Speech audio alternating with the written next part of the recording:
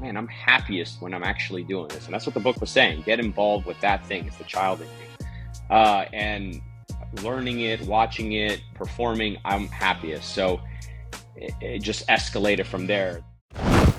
I'm Dr. Todd. I'm Todd Day. And this is Magician's Workshop.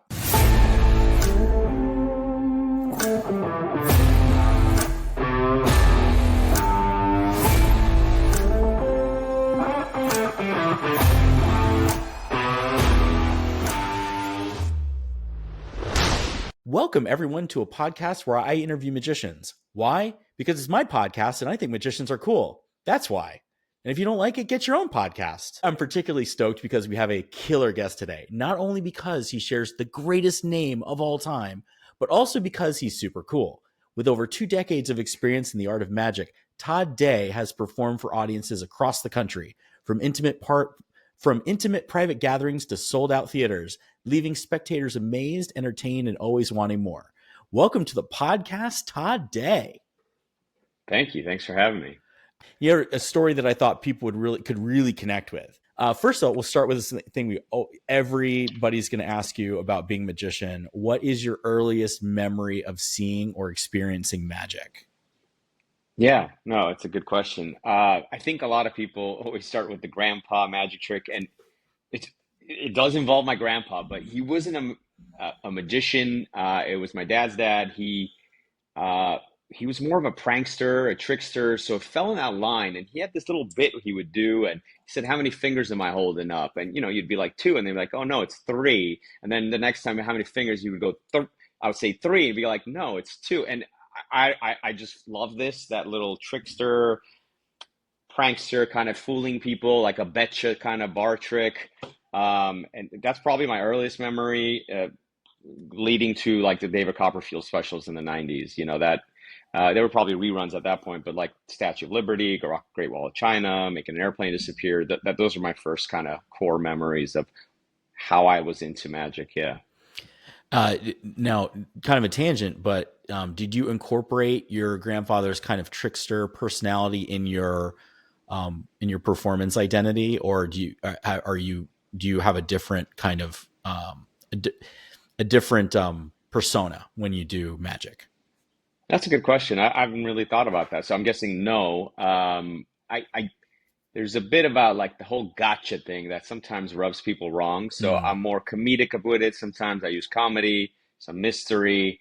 So maybe not so much. Yeah. I think that's probably good. Yeah. You could definitely, if you want to get invited back, don't make fun of don't make fun of the hosts. Right. Right. Was there a particular moment where you said, I'm going to, do this more? Like, I want to start performing for people for money? Yeah. I mean, my magic history or story is like a little broken up, right? It started at like, age 5, 6 when my grandpa did that. And then like 6, 7 is when I started doing magic, and because I saw David Copperfield in the 90s. And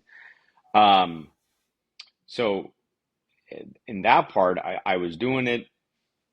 I started buying, like, everyone knew to buy me. Like, I loved Magic Works. I think Tenyo used to make those, Toys R Us or KB Toy Stores had them. As I got into my like early teens, I was going to Wizards, which was a store in Universal City Walks, no longer there, unfortunately. There'd be like someone demonstrating and then doing it.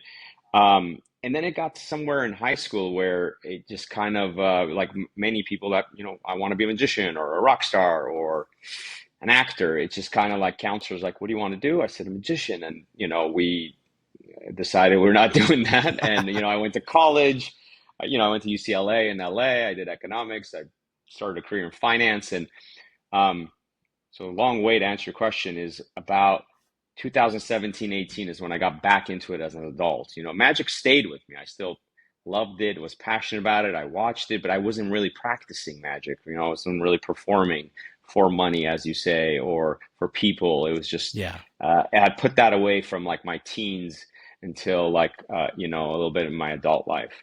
And there was a couple triggering points in 2017, 18 that came to be. So probably 2017, 18 is where I started doing it as an adult. What, was there any moment that you said, oh man, I remember this, and you started getting into it more? Like, did you see something, or like what What kind of convinced you that you wanted to get back into it? Yeah, so 2017, I came out of a long-term relationship. It was like a 7 year, 5 to 7 year type of thing, and I was really about discovering myself. And I was reading a lot, like a lot of self-help books about the mind, about finances, about just makes you feel better, rediscovering yourself. And one of the books was, I wish I remembered. I read so much that year, but it was about happiness, and it said, think about what you wanted to be as a kid. That's what the book said, and like, was there something for you, Todd? Like, was it a magician or was it something else? Or Uh, before society, before family, before anyone influenced you, was there something? no, I've thought I always wanted to be a marine biologist. I didn't know what that was, but I Okay, thought it meant you cool. got to play with dolphins. And then I saw the movie Jaws, and I said, forget that. It's a Um, great movie. it's a great movie, but yeah, I dabbled in magic. I always wanted to be an actor, and I Yeah, acted all actor. Okay. through. Yeah, I acted all through high school, all Yeah. through college. But I didn't have the balls. Is where it came down to. I didn't have the cojones to say I'm going to go for it, because I thought my whole thing was like, for everybody that was as talented as I am, and everybody always said I was good, but and it's like, well, when you're going to go, when are you going to go and act? And I was like, well, I'm probably just going to, my dad's a dentist. I'll probably just be a dentist. But if I always said, well, for everybody that's as good as me, there's like 1,000 people that are better, which was totally the wrong way to do it. Yeah. Knowing Yeah. what I know That's now, I would have given it a good 2 years. Like, what's 2 years, right? Of mhm. going, maybe Fair. working, probably not doing magic, but trying to trying to perform. So yeah, I think that's the problem is for a lot of us, especially the hobbyists, which is most of me and a lot of other people that get in that, Yeah. basically the main magic supporters of magic websites. We do other stuff, but it's just, for me, it wasn't having I wasn't confident enough to even try, and it bothers me to this day that I didn't do that. No, I hear you. And, I put it away for like a long time, 10, 15 years. So that the moment for me was that book. And it said, think about what you wanted to be. And I had thought about it for a second. I was like, what was it? I was like, oh my God, I wanted to be a magician. And the book was not saying, go quit your day job or, go turn your life around. It was saying, get involved somehow. So for you, if it was acting, maybe taking acting classes, Yeah. improv classes, a local theater, maybe it's if someone said I wanted to be a vet, it's like, you don't have to go to vet school. Maybe you could. Oh, cool. Sorry, I There you just, go. yeah. Vet. We That's have a very new timely. cat. This is the Oh, cool. Kimmy the cat. She is not Yeah. afraid of anything. Oh, ow. So I started taking classes at the Magic Castle. I'd been to the castle before for a dinner, and I didn't even realize they have like a magic university where you actually take courses there. And I got trained there as an adult, and it was just kind of getting back into it. And that's when I got back into it, and I got really good at it. And I'm like, man, I'm happiest when I'm actually doing this. And that's what the book was saying. Get involved with that thing. It's the child in you. And learning it, watching it, performing, I'm happiest. So it just escalated from there, like the learning curve, just because I would love to do it, and I kept doing it, whether it was paid or not paid. I was doing magic everywhere. I always say magic everywhere. I honestly do magic everywhere, and that's paid much dividends as I got like residencies and gigs, and kind of grew my magic, kind of leaning more into my magic kind of thing. Yeah. Yeah, I definitely, and that leads into the next set of questions I had was actually about the Magic Castle. Um, where, how did you know about the Magic Castle? Like, how long did you know about it? It's not something that everybody just knows about. No, that's true. And I grew up in LA, by the way. I moved to New York about 8, 9 months ago, so I'm just recently in New York.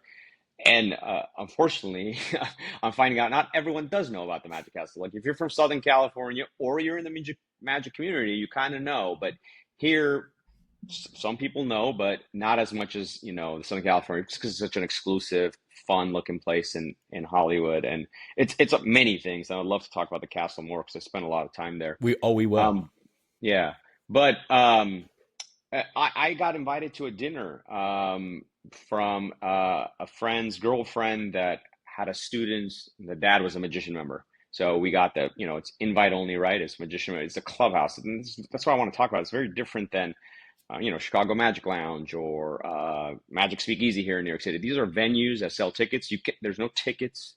right? It's a clubhouse for magicians and they're invited guests. So it's a very different type of atmosphere or the way the venue works, if we could call it a venue, it's a clubhouse. So I went there for dinner, and then later on, when I was looking up where should I learn magic again, I saw a bunch of Vegas kind of schools, and I was like, I don't know if I want to move to Vegas.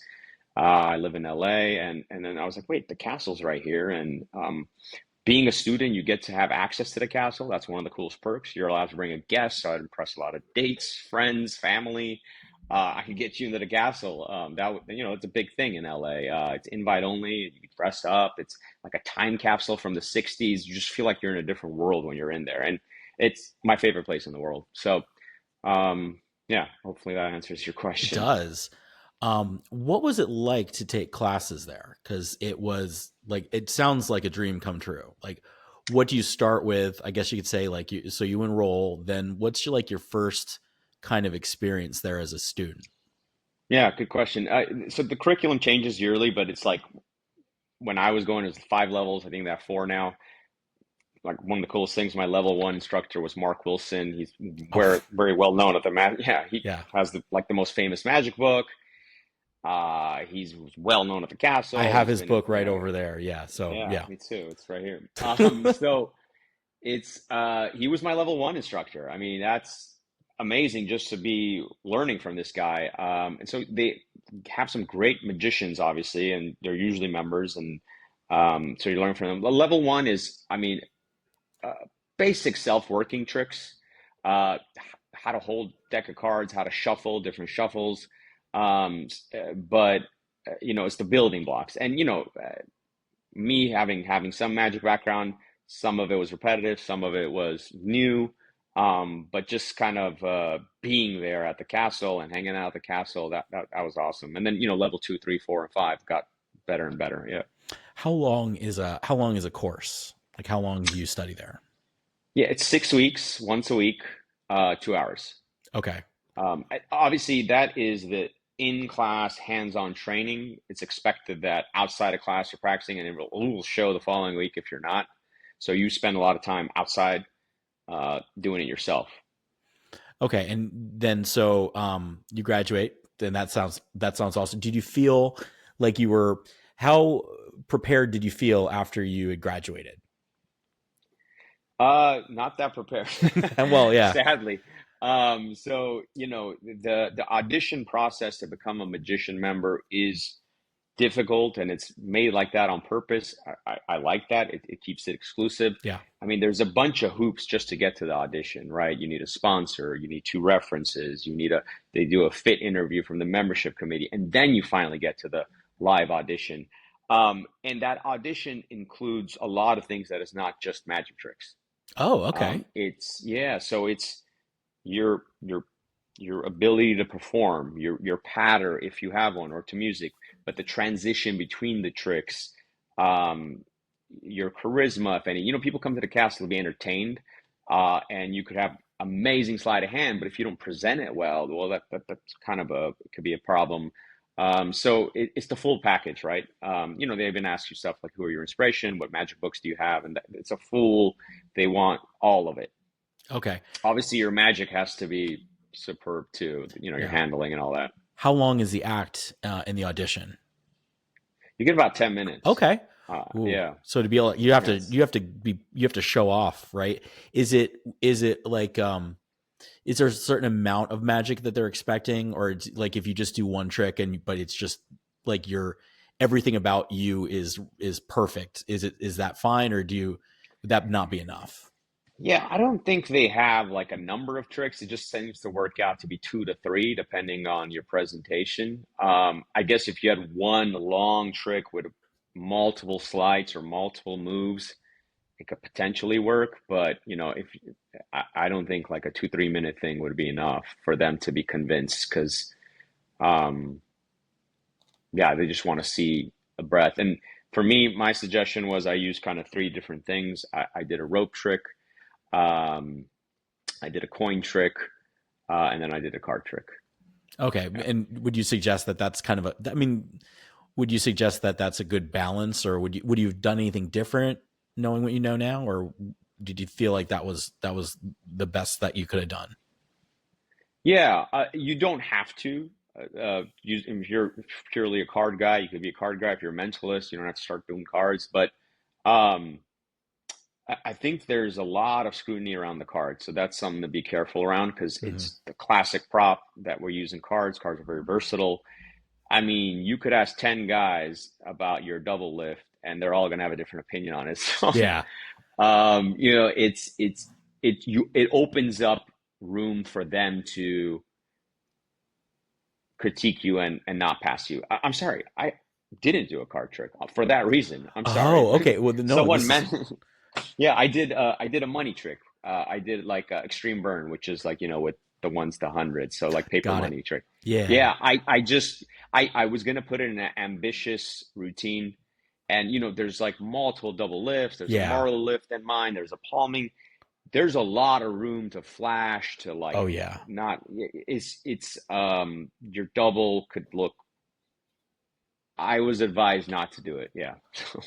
You know what? After what you've said, I agree. I wouldn't, unless I Yeah. had like the world's best self-working card trick, I would probably avoid Yeah. it. That'd probably be safer, honestly. Yeah. Yeah. Oh, Yeah. good to know. Are any of the tricks, are the tricks mostly classics that people perform? Are like that, you know, they're just that you know they know the method, or are there any that like, or is the most of the time it's just stuff that will actually like just fry their brains? Oh yeah. No, you're not going to fool these guys. I Yeah. mean, that's not the goal here. Most of these guys are older. They've been doing it all their life. You know, like David Regal's on the audition committee, Oh, right? well, You're like, okay, oh okay, man, yeah.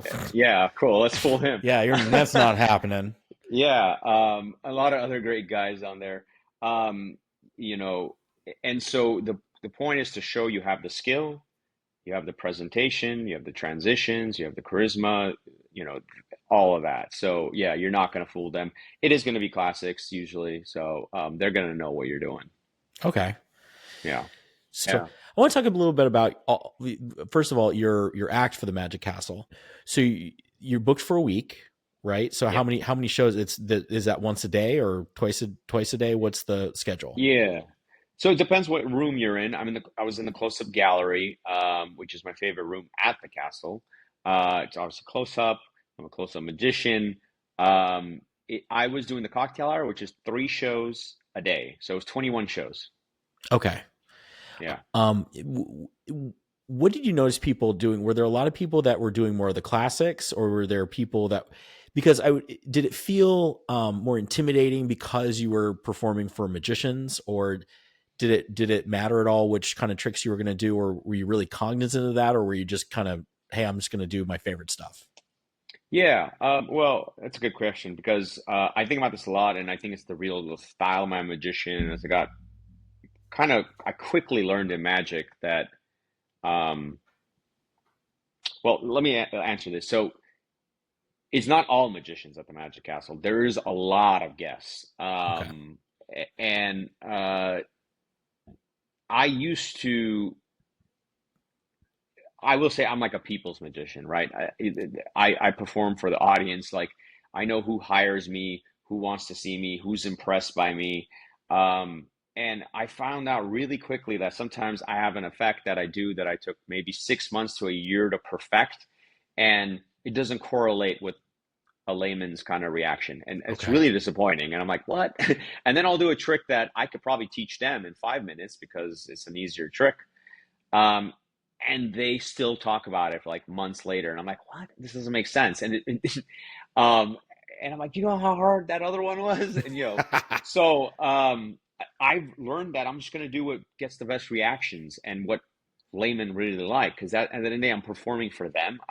You know, there's some people that just want to fool other magicians, and that's great. And like FISM and these kind of things. But for me, I chose my tricks that did the best in that impromptu spaces. You know, I tested it out. That's the beauty of that space.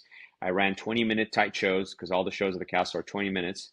Um, and I swapped things in and out, and I recorded all the shows. There's no videos or cameras in the castle, but in that cellar room, you could actually plug in a USB and the cameras will record. And I watched and watched, and I said, I cater the show to like what the audience loves and that what gets the claps and the laughs. Because most magicians, I mean, they will maybe clap and laugh for support, but they're not. like, wow, how did that happen? So like, I went for those wows. And so I choose my tricks based on the audience reactions and not the skill it took to do that trick. Now, I do love slides, you know, doubles and Ellery count and doing a pinky count, but like, no, if I could do that same trick with an easier slide and it gets the same reaction, that there's no point, right? Yeah. But yeah, that's my take on it. It is not all magicians at the castle. There's a lot of invites that go around. There's a lot of company parties that come out to the castle, and I try to impress them. And Jack Goldfinger, the entertainment director there that hires you, he watches all the videos. He chooses the people. He cares about the people being entertained too. He's not hiring purely magician foolers, right? That's not his goal. So yeah. Yeah. So tell me about how the impromptu spaces work. How does that work? Yeah, so there's a few spaces. There's some rooms and some spaces at the castle that are kind of you sign up the day of. There's like as simple as a clipboard. You have to be a magician member, and it's kind of like your privilege or your right to like use that space. You get a 30-minute slot, but you kind of run like a 20-minute show. And so if you got some friends there, or people you want to show some magic to, you sign up, you take a spot, and there'll be other random people that come into your show that just happen to be into the castle, and maybe some of the other rooms are full, and they come into your show.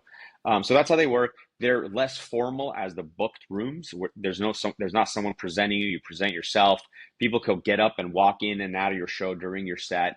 Whereas like the book performances, they shut the doors and there's a presenter, like someone from the staff kind of introducing you. So it's a little bit more casual, a little bit more impromptu, as the name says.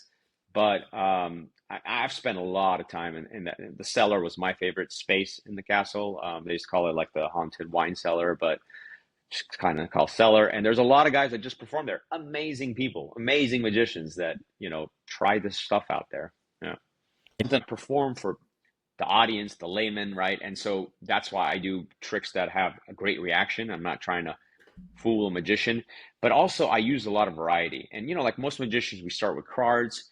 Hmm. I probably am the best at cards. I spend the most time on cards, but I really spent time getting away from cards. And this came up to me when I took one of my friends to the castle. And when I go to the castle, I make it efficient. We catch a parlor show, a stage show, a close up, an impromptu, a bar. She saw like 4 or 5 shows, and she's like, I was like, hey, there's this great guy in the impromptu, and she goes, could we not see card magic? And the guy was my good friend. I said, hey, Joe, like he's a great guy. He has a bunch of characters. I was like, Joe, can you do no cards in your 20-minute set? Up to you. It's your show. He's like, yeah, let's do it. I love the challenge.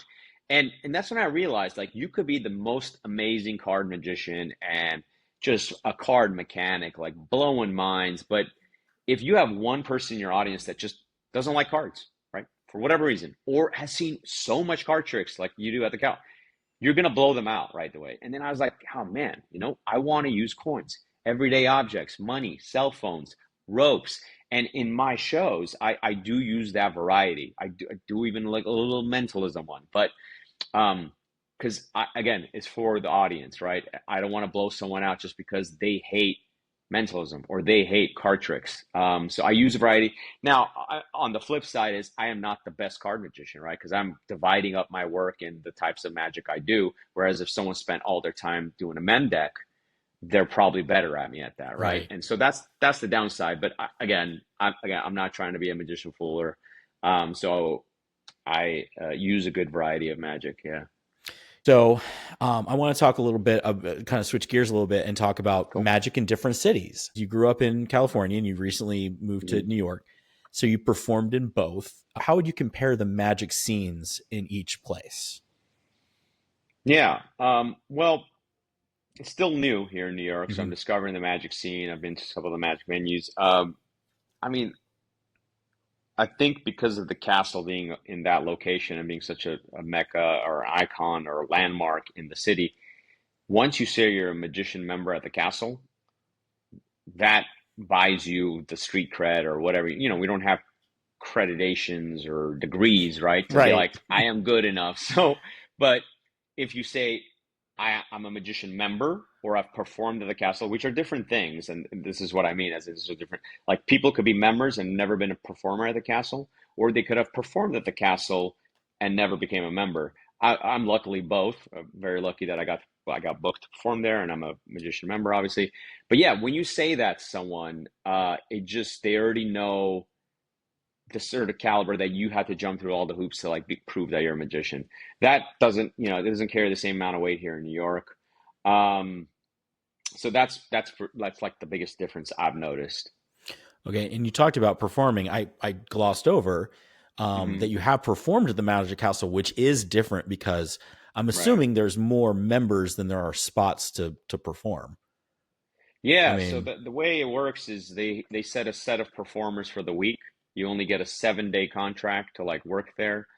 So some people are confused. They're like, "Oh, you work at the Magic Castle?" No, we're members, right? It's a clubhouse. Like we pay for membership to be part of this clubhouse. Have the privilege to go to that, bring friends, have a drink, go to the lectures, go to the workshops, go see magic. That's the membership. The performers, they just get access for the week. They get paid for that, and that's it. So, yeah, there's about, I think, like 25 to 3,000 magician members, but they're not all performers. Some of them don't even want to be, and that's fine too. Yeah. what percentage of the members would you say are full-time magic, or and how many are kind of like me that they just love it and they might be better at it than a regular hobbyist, but they have a regular day job as well. Yeah, I don't have the stats, Okay. but it more people than less have some other thing they do. Okay. Um, I would just whether it's assume. align, yeah, no, it's I know a few full-time magicians and I give them a lot of props because it's difficult kind of to do that on your own unless you're like a Vegas guy, right? Your residency in Vegas. Yeah. But more people than less do something else at the castle from my friends I've made at the castle for sure. Okay. Have you had to change your material or your style for a New York audience versus a California audience? No, I think magic's pretty universal. And some people ask me, oh, I used to work in this place in Beverly Hills, and sometimes they would get some celebrities there. They're like, did you do anything different? I said, no, they react the same way as, you know, someone not that's not a celebrity. And so, no, I think magic's pretty universal language, different countries, different states. I haven't really had to change my style, no. Great. And I know you right now you have some residencies in restaurants. Yeah, so one is Joanne's. Joanne's is in the Upper West Side here in New York City. Got it. Yeah, Yeah. it's an Italian restaurant owned by Joe. Joe's all about giving back to the artist community.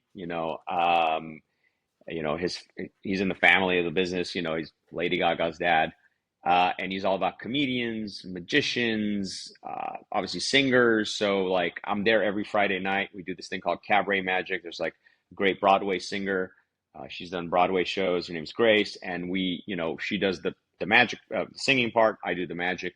Oh, We cool. we switch back and forth. So I do that every Friday. It's a real place where for like emerging artists and artists kind of combine with food and with their family recipes, Italian recipes.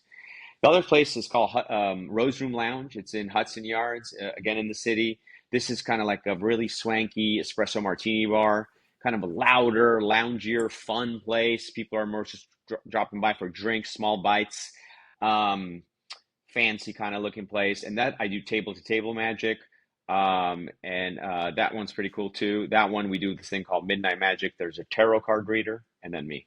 Oh, cool. When you were doing walk around or table Mhm. table to table magic, what are some of your go-to tricks? What's your style when you do that? Yeah, so I got three things that I do for every table I hit. That's like my first opening set, just from experience of doing this for so long. And so I open up with Extreme Burn. It's kind of a fan favorite. It's like real money. I hand out the money, the $1 bills, and they're hundreds, right? It's something they're used to, they've seen, they've felt. Sometimes with using ropes or coins, people are not that used to that. Even Hmm. playing cards, people are not playing cards anymore. Like I can't believe how many times like some people don't know all four suits. Wow. So and so let's say the younger people. Yeah. But so yeah, I open up with Extreme Burn, and then I do a kind of a bit of a mentalism bit. I'm not a mentalist, but I do some mentalism. It's kind of a think of a number 1 through 99. Um, and I have it written down on a notepad. Okay. Yeah, and some people like that. 'Cause they like the mentalism bit. There's less props and sleight of hand, and then I do a calculator trick, which is using text. So I'm hitting a little bit of different everything. So if I hit them a second time, then I'll bring out the cards. Yeah. How Um, often do you usually get a chance to hit every table, or do you usually have to go back in an evening? Or because I used to do restaurants, and mhm. it was a bigger restaurant, so I never ran out of people. But your venue's a little smaller. Yeah, they're not huge, so I definitely know which tables love it, want more of it. I will go back to them. Some people are there for just a dinner or the drink, and that's it, that first set. And I always open up with, I'm the magician here. My name is Todd. Would you guys like to see some magic? And 99% of the time they say yes. There's times like, hey, we're having an intimate night, or we're talking business, or something like that, and I say, no, it's no problem. But some people just say yes to be nice, and I don't have to hit them a second time. I could tell just from Hmm. experience. But there's some tables like, oh, do another one and do another one, and I know to go back to those guys. They're usually the better tippers. They're the better, fans. They want to add me on Instagram. They want to come hire me for their birthdays or whatever, or their company parties. So yeah. What is the biggest challenge of working in an upscale restaurant? 'Cause, I mean, for me, I worked at a American style food, and there was in the corner there was a one of those riding bull things. So it wasn't Oh, like I was just like, okay, that's well, great. I just got to kill some time till the bull riding opens up. But is there anything special about working in an upscale restaurant? Yeah, I mean, I am usually in a tuxedo, not even a suit. I do Oh, like wearing a okay. tuxedo. Yeah, I mean, I grew up at the castle, like, so there's a dress Yeah. code, and for LA, you got to have a tie and a coat on. That's really hard for LA people, but that's what I'm used to. That's what I perform in. The jacket helps with the pockets for pools. It's perfect. It's fine. And I like dressing up, it's great. But yeah, so like, I think I've had this happen in the Beverly Hills place. The place was called Tell. They've closed down. It was a Spanish restaurant. But some people, I don't know, they'd be like, there's kids on that table. Do you want to go over there? And sure, that's fine. Like this is just a courtesy of the restaurant for entertainment while you wait. So, I've gotten that before. It's fine, And Joe's is a little bit more casual, and some people are really into arts. I would say Rose Room is a little bit of a, people are really dressed up and stuff, but for the most part, people love it.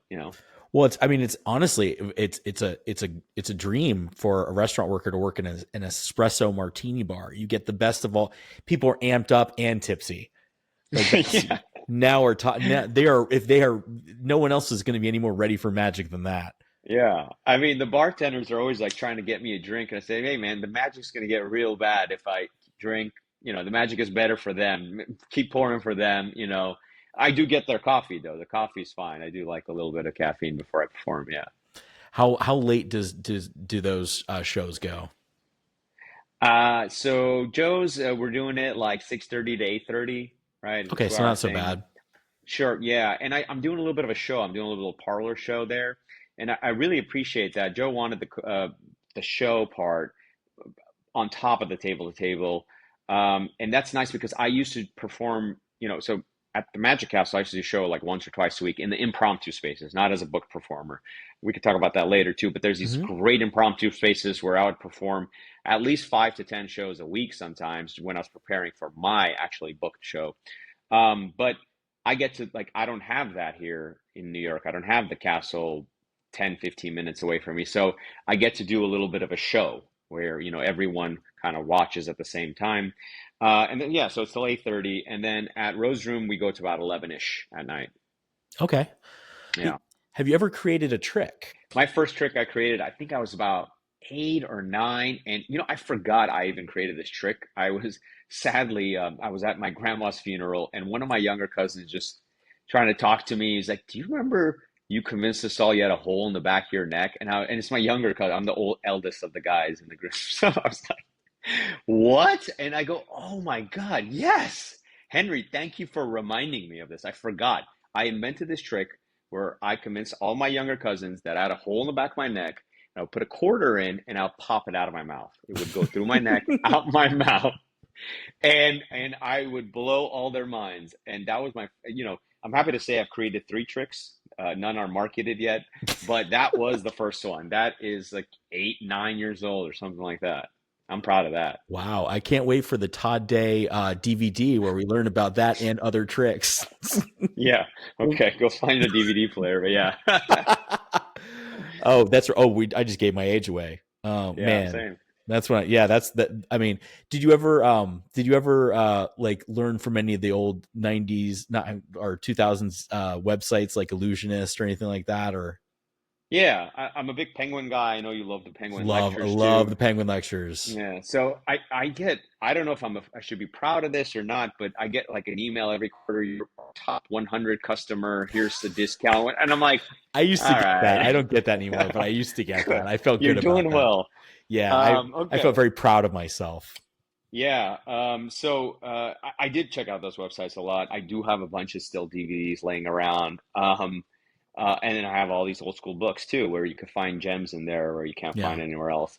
But yeah, the Castle offers you a lecture every Sunday. And now that I'm Oh, even here, I get to watch it streaming. It's recorded. awesome. I mean, world-renowned magicians, right? Lecturing you on their whole, act and everything. That's crazy.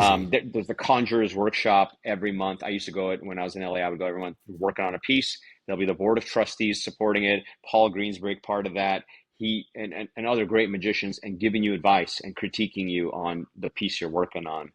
So the castle just really makes you a better magician, whether it's the lectures, the workshops, the impromptu spaces, watching other magicians, and hanging out with your idols just at the bar or whatever.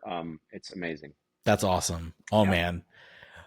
What advice would you give to magicians who want to perform more professionally? Like somebody who's a hobbyist who just wants to get out there and just perform more. What would you recommend they do? Yeah, no, that's great. Yeah, like what I always say, like magic everywhere. I always have something on me, whether it's a magic thing or I'm at a friend's kid's baptism, whatever. I'm just there as a guest, right? There's always my extreme burn in my wallet. There's always my phone that has, my calculator trick. I have this other one, another money trick, breach. That's always in my wallet. I do some great magic with tear and restore with a napkin that could be at any bar, any restaurant. So I'm just do magic everywhere for your friends, for your family, at work. Just you meet someone at a bar, you'll never know. They'll remember you and call you back for either a gig or an ongoing thing. So just do magic everywhere, especially if you love it, right? I love it. I was just doing it for free and I just got so good that I started getting hired and hired and more. And that just kind of led to residencies and gigs and that kind of stuff. Love it.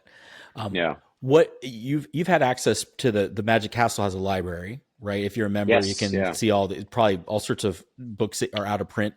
What is your favorite magic book that you have come across? So yeah, they do have a great library. Bill Goodwin's library in there. Joe Fox also runs it too. I mean, it's just not books. They got like DVDs and all that kind of stuff. And they're very resourceful in that way too. My favorite book is a Malini book. This is, Okay. yeah, it's, I historically he's my favorite magician. My idol in life is David Copperfield. That's the reason why I became a magician. But let's say if we went historical, it's Mellini because he was all about kind of the sacrifice for a great trick. You might have planned something 6 months in advance, or like came in your house and did something like extreme things. And I really love that. Like I might have something awkwardly in my pocket for like 4 hours for that 2 minutes where I could pull that thing off. So there's a great old school Mellini book in there. Yeah. Oh, great. Yeah, Yeah. looking back, Okay. what's been the most rewarding part of your magical journey so far? I think it's just making people's day and making them happy. I remember I did a wedding gig. I do a lot of wedding gigs. And the bride was having some kind of disaster happening at the wedding. And the maid of honor said, "Hey, can you come just do something for the bride?" And it took her mind completely off the issue. She was laughing. She was amazed. And during this time, luckily, it was in my doings. They fixed whatever her issue was. But She was so happy. Like, it took her mind off of it for a minute. They were able to assess the situation.